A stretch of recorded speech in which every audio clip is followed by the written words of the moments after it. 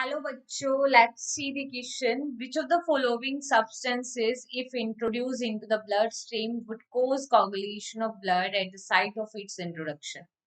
Option A prothrombin, option B fibrinogen, option C thromboplastin and option D heparin. देखो question में बोला है कि इनमें से कौन से सब्सटेंस ठीक है इंट्रोड्यूस होते हैं ब्लड स्ट्रीम के अंदर और कोज करते हैं कोगुलेशन। ठीक है, तो हमें बताना है कौन सा स्टार्ट करता है at the site of its introduction.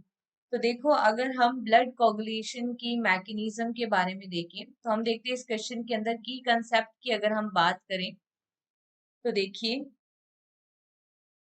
Blood clotting की मैकेनिज्म की अगर हम बात करते हैं तो ब्लड क्लोटिंग की मैकेनिज्म में हम देखते हैं कि जो इंजर्ड टिश्यू होता है उस इंजर्ड टिश्यू से रिलीज होता है थ्रोम्बोप्लास्टिन।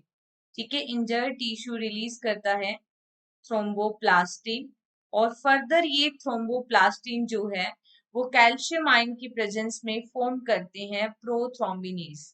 ठीक है, और इस एंजाइम की प्रेजेंस में हम देखते हैं कि जो इनएक्टिव प्रोथ्रोम्बिन होता है, इनएक्टिव प्रोथ्रोम्बिन का कन्वर्जन किस में हो जाता है, एक्टिव थ्रोम्बिन में कन्वर्ट हो जाता है। ठीक है, थ्रोम्बोप्लास्टिन की मदद से, और साथ में क्या प्रेजेंट रहते हैं, कैल्शियम आयंस। फर्दर हम देखते हैं कि जो फाइब्रिनोजन प्रोटीन होती है that is in soluble form. ठीक है, ये कौन सी फॉर्म में है, सॉल्युबल फॉर्म में होती है।